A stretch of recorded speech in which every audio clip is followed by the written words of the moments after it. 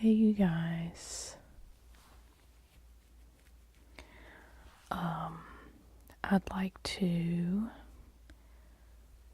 read chapter 3 to you today. So, that's what I'm going to do first. Yeah.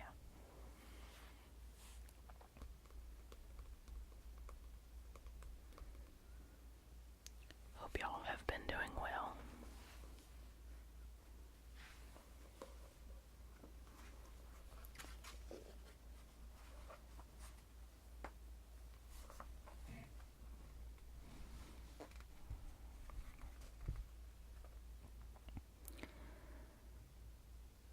Silence. One early fall morning, a few weeks later, I woke up and the house was deathly quiet. The sun gleamed through my bedroom window. It was still morning, but something wasn't right. I sat up in bed and listened. I could hear the morning birds outside and the sounds of the crossing. The sounds of cars crossing the bridge over on Fulton Street. But no sounds from the kitchen. No smell of coffee, bacon, sausage, and biscuits from downstairs. Maybe it's earlier than it seems, I thought. I slid out of bed and padded down the back stairs to the kitchen. No coffee brewed on the stove. Everything was exactly as neat and clean as Grandma had left it when I went to bed the night before. "Grandma?" my voice echoed softly in the kitchen. "Grandma, you here?" I walked to the dining room to the double doors that led to Grandma and Grandpa's bedroom. The door was ajar and I nudged it open further with my head as I peered into their room. No one was there.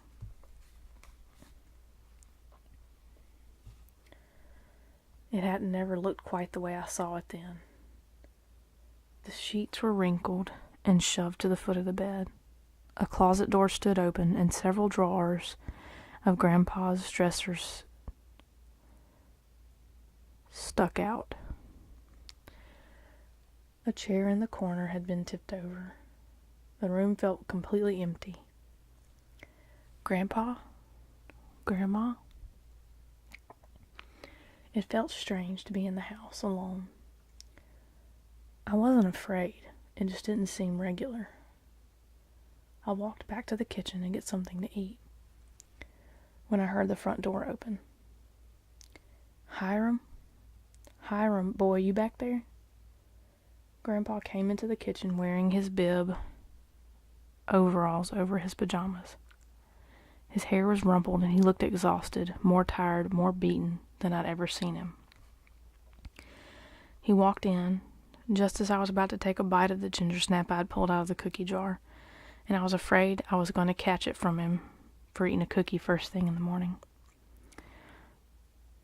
"Sorry, Grandpa, but I couldn't find Grandma and I didn't know what to eat." "Come here, son, come here." He reached his arms out to me and his eyes welled up with tears. At first I didn't recognize the look on his face. He wasn't mad, that I knew. A tear trickled down his cheek. "Come here, son. Please let me hug you." His voice quivered. He wasn't mad at me. He was sad. I ran to him and buried my face in the bib of his overalls. He held me tight and said, "Oh, Hiram, son, she's gone." "What am I going to do?"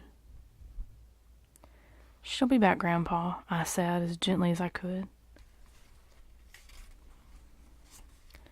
"I bet she just went up to Oxford to see Dad and Mom. We can eat breakfast at the River Cafe and then you can take me to school. We'll be okay." Grandpa sat down at the kitchen table and pulled me into his lap. "No, son. Grandma's not coming back, not till the good Lord brings her home to us." His eyes were watery and red.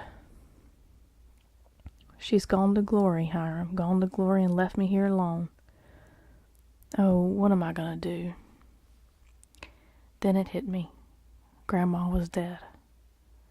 I wrapped my arms around Grandpa's neck and hugged him while we cried together, mourning the loss of a wife and grandmother and friend, wondering how we could possibly survive without her. Dad and Mom came down to Greenwood as soon as they heard about Grandma. Sorry, my nose was itching.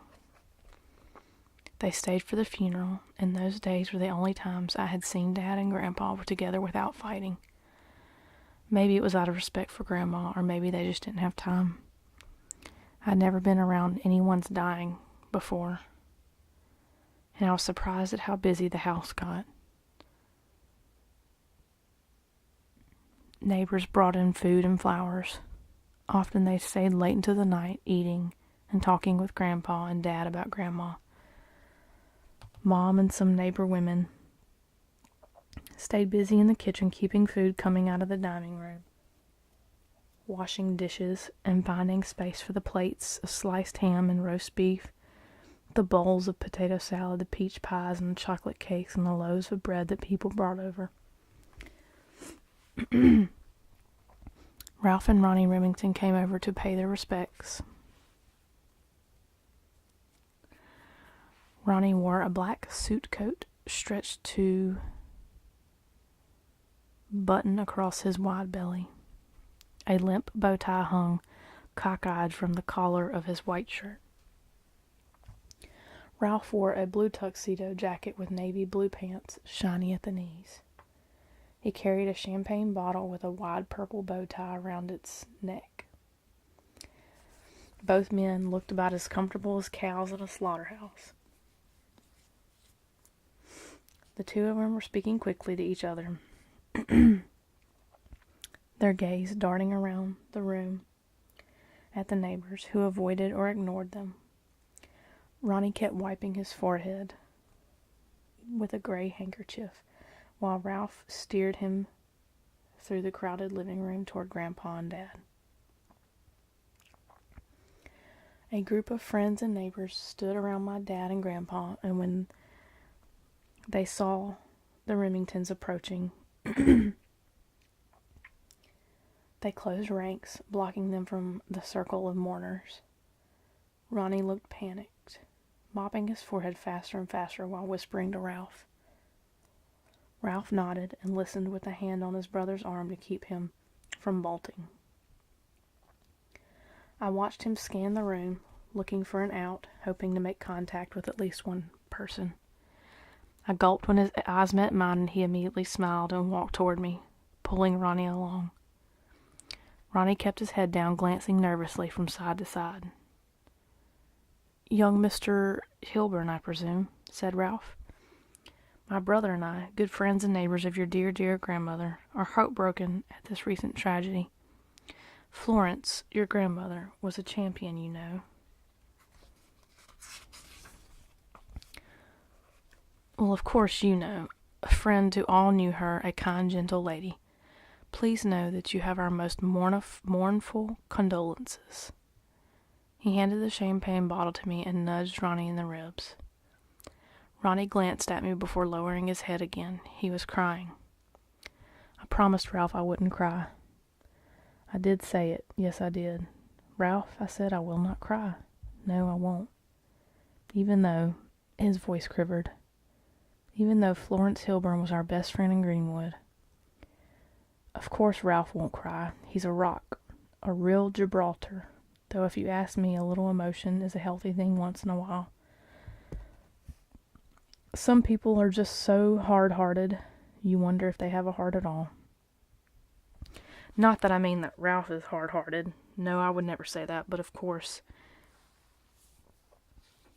not your sweet grandmother. No, not her. Florence Hilburn she was a queen of kindness. Yes, I like how that sounds. It suits her. A queen of kindness." He smiled and wiped a tear from his cheek with the back of his hand. "Did you know that she often brought us dinner? Leftovers is what she called it. But it was a feast. That woman can cook. But she was full of charity. Looked out for Ralph and me. Not that we can't look out for each other, for ourselves, of course. We're two grown men perfectly capable of taking care of ourselves. And never once did we look for a handout. No, sir, we never looked for someone's charity. Ralph, isn't much interested in cooking, or eating for that matter. But I can get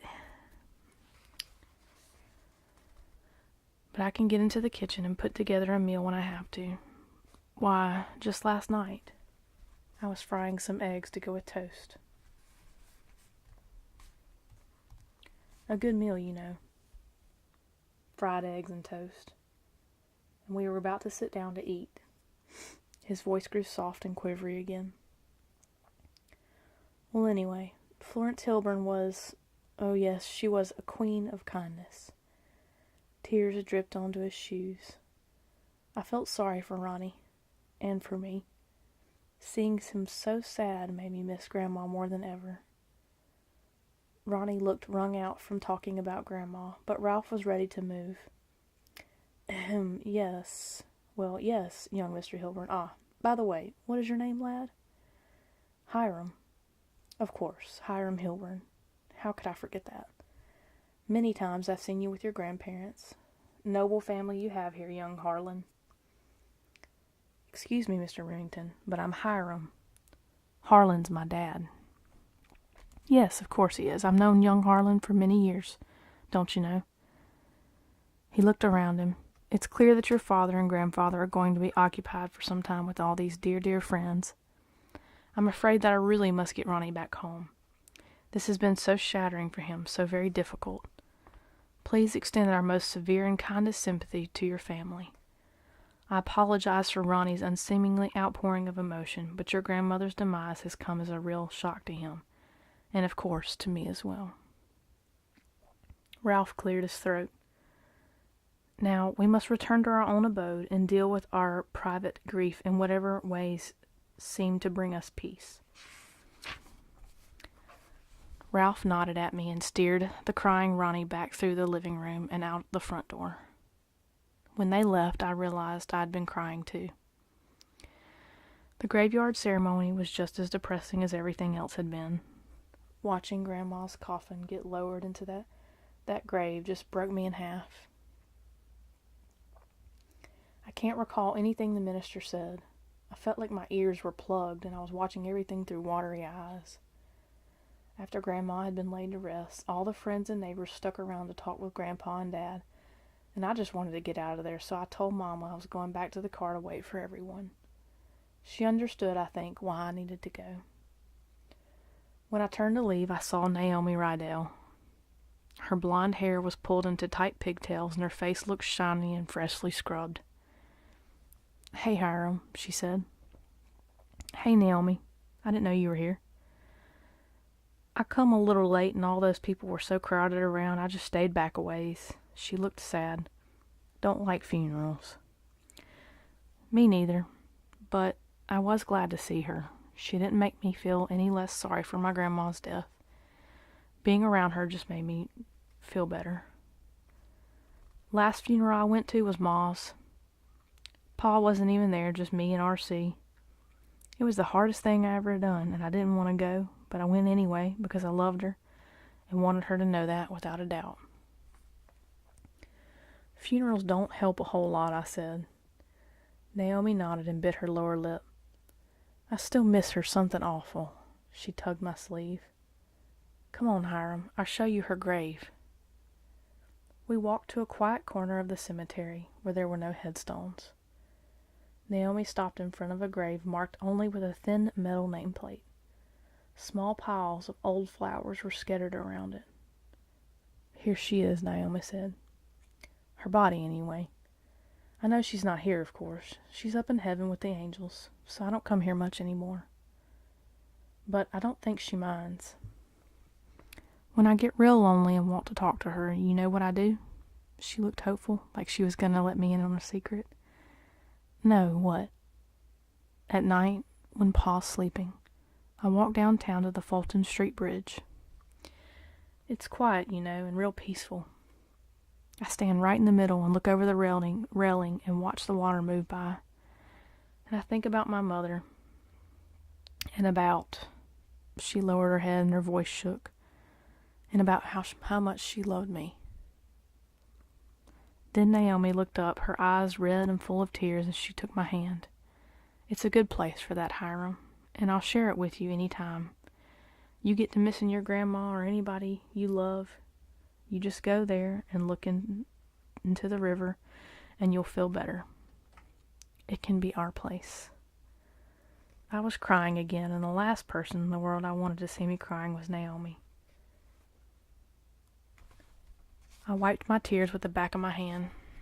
Thanks, I said, and sorry, this is hard, you know. I'm really going to miss Grandma. I know, she said as gently as someone who really does. I know. After Grandma's funeral, Dad had to get back to Ole Miss, but Mom planned to stay in Greenwood for a few more days to take care of me and Grandpa. Before he left, Dad sat down with me at Grandma's kitchen table. You doing okay, son? I've been so busy that I really haven't had a chance to talk with you. Dad seemed uncomfortable, like he knew he had to talk to me but didn't know what to say. This took us all by surprise, Hiram. I hope you understand that only Grandma's body is dead. Her spirit still lives, and we'll be with her again one day. He cleared his throat and said, Now, your mother wants you to come back to Oxford with her when she leaves next weekend. But who will take care of Grandpa? He'll be in this big old house all by himself. He'll be so lonely. My eyes got teary when I thought about Grandma, dead in her grave, and Grandpa sad and all alone. I swallowed hard to keep from sobbing. Grandpa can take care of himself, Hiram. He's only 55, and he's got lots of friends here in Greenwood. Daddy, why don't you and Mom come down here and live again? We can all stay together and help Grandpa get along with things. I bet Grandma would like that.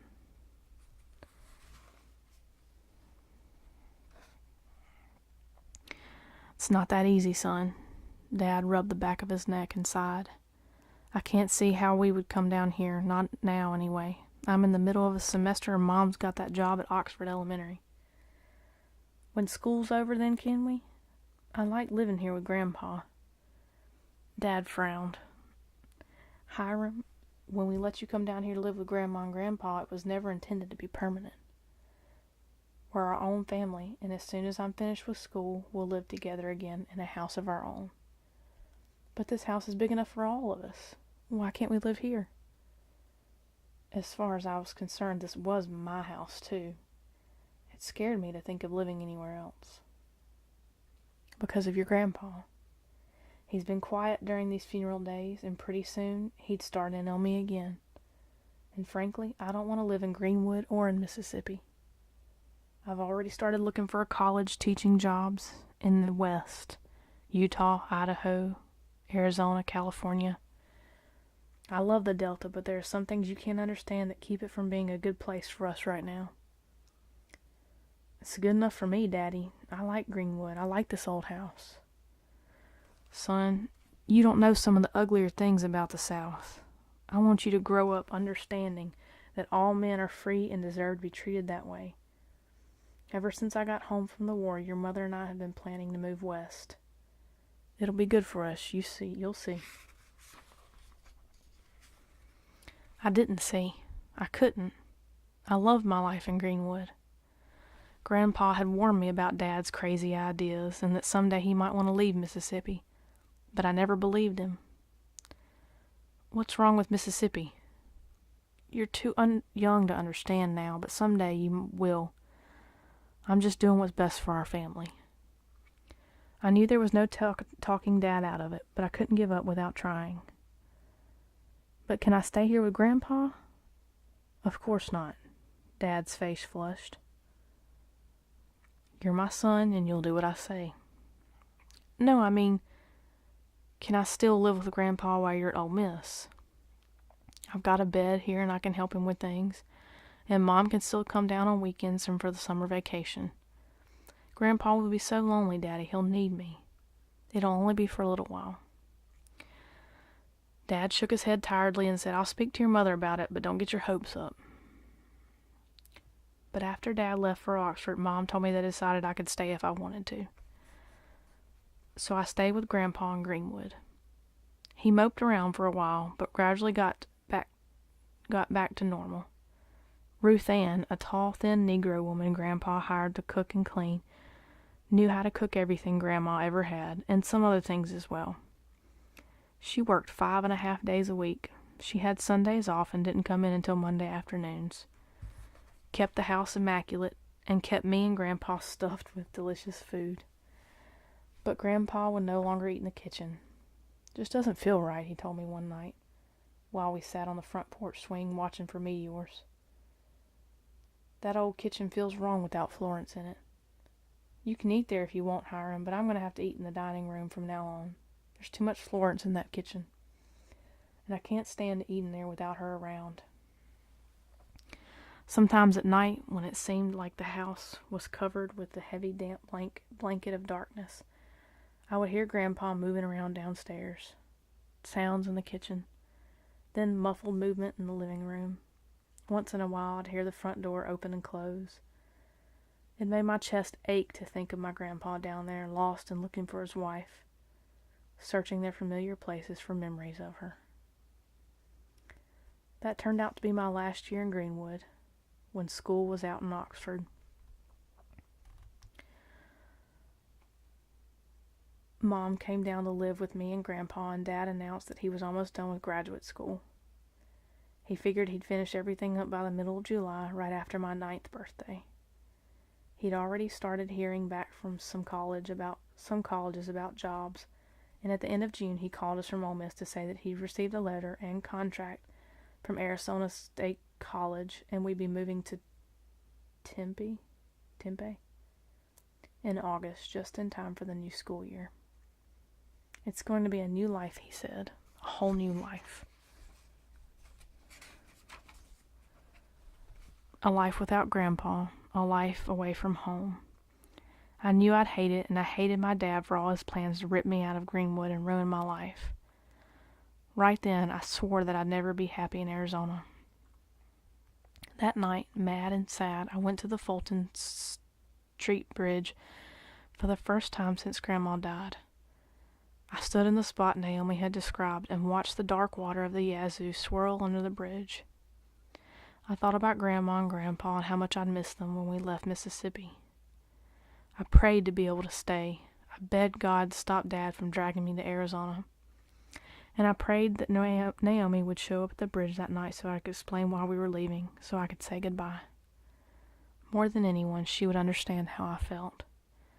I stayed on the bridge as late as I dared. Naomi never came, and before I left, I looked down into the Yazoo one last time and whispered, "Grandma, Grandpa, Naomi, I'll come back. I promise."